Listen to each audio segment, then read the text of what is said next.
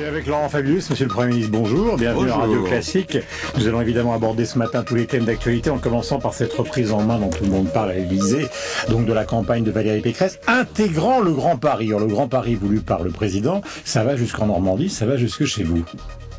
Donc est-ce que c'est une bonne idée? Il y a deux aspects. Il y a d'abord l'intervention du président de la République, qui est un peu surprenante parce que c'est quand même une des premières fois où on voit un président de la République se transformer en directeur de campagne pour une élection régionale. Vous voulez dire que c'est contradictoire avec ce qu'il avait dit à TF1 il y a un mois, je ne me mêlerai pas de la campagne. Oui, je ne pense pas que ce soit les contradictions qui l'empêchent de faire son travail, sinon il serait empêché depuis longtemps.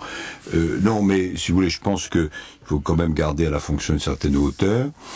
Et dans les élections régionales, il faut laisser les candidats avancer. Bon, là, je crois comprendre qu'il y a certains problèmes, certaines dissensions internes à l'UMP, mais j'espère que le président de la République a quand même d'autres soucis en tête. Alors, sur l'autre tous les présidents se sont toujours mêlés plus ou moins officiellement de toutes les élections, fût-ce des élections régionales. Non, mais avoir cette préoccupation, vous avez raison. François Mitterrand l'a fait. Avoir cette préoccupation, vous avez raison, car il est évident que même s'il s'agit d'une élection régionale, elle aura une interprétation nationale. Bien.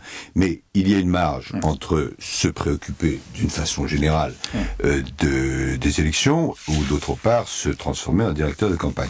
Bon, l'autre aspect que vous citez, c'est effectivement le Grand Paris, la Normandie. Je vais tout à l'heure d'ailleurs, en vous quittant au Sénat, pour être auditionné par une commission qui se préoccupe du Grand Paris, où je vais expliquer effectivement que la Normandie est concernée, que au sein de la Normandie... C'est l'aboutissement dans le projet. Hein. C'est Paris jusqu'à la Normandie, jusqu'au Havre. Oui, d'ailleurs j'ai été obligé là aussi de saisir le président de la République qui décidément doit s'occuper de tout, puisque les premières déclarations de M. Sarkozy étaient de dire eh bien écoutez, nous allons faire une ligne de chemin de fer rapide qui ira de Paris au Havre en 1 heure, ou en moins d'1 heure. Et donc, j'ai été obligé de prendre ma plume pour lui dire, ce qu'il a d'ailleurs très bien compris, que entre Paris et Le Havre, il y avait une agglomération qui était la plus importante sur ce parcours, qui s'appelait l'agglomération rouennaise de 500 000 habitants, qui se trouvait que je la présidais, et que j'étais donc attentif à ce que le chemin de fer annoncé passe par Rouen, et il en est convenu. C'est-à-dire, au-delà de cette préoccupation, il y a effectivement une vision d'ensemble à avoir.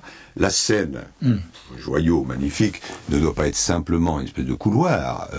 Il y a une vie économique, une vie culturelle, une vie environnementale. Est-ce que vous êtes contre, parce que ça vous concerne directement, est-ce que vous êtes contre l'idée du Grand Paris? Non, mais tout dépend le contenu, Guillaume Durand.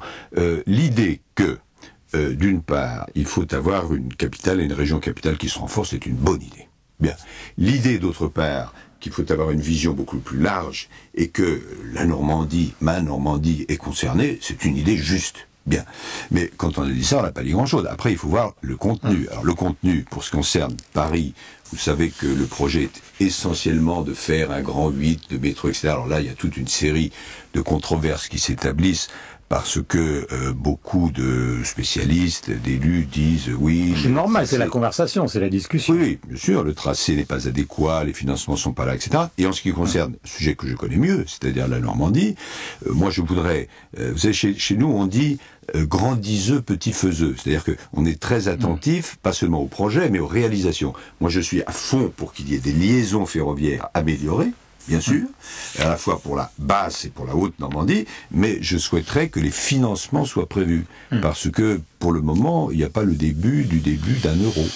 Vous êtes, tout le monde le sait, député de Seine-Maritime. Après la catastrophe qui vient d'avoir lieu en Vendée, beaucoup de gens réfléchissent justement à la loi littorale, au fait que les gens achètent des propriétés au bord de la mer, parce qu'évidemment c'est très intéressant, ils la vendent plus cher que si elles sont à l'intérieur des terres. Est-ce que vous avez l'impression que l'ensemble des digues en France et que cette loi est inadaptée par rapport peut-être aux modifications climatiques, aux tempêtes comme celle qui vient d'avoir lieu? Deux choses. D'abord pour dire, comme chacun l'a dit, et je crois que c'est tout à fait pertinent, que là aujourd'hui nous sommes surtout dans le temps de la solidarité et de la compassion. Je me rends d'ailleurs vendredi en Vendée, puisque monsieur le président Oxiette m'a invité à tenir une réunion. Bon. et je verrai sur place les dégâts. Mais enfin, on sait déjà que c'est épouvantable. Donc, Mais est-ce qu'il faut modifier cette loi? Est-ce qu'il faut d'abord à ces personnes et leur venir en aide. Ensuite, il n'est pas interdit de réfléchir, et il y a toute une série de problèmes évidemment qui se posent. D'abord, ce que vous disiez, c'est-à-dire alors le renforcement des digues et puis les constructions qui ont été faites en zone dangereuse.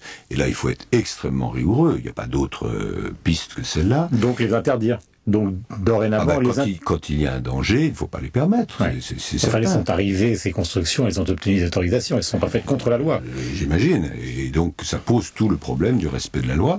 Et puis ça pose aussi le problème, mais là on verra ce que les enquêtes donneront.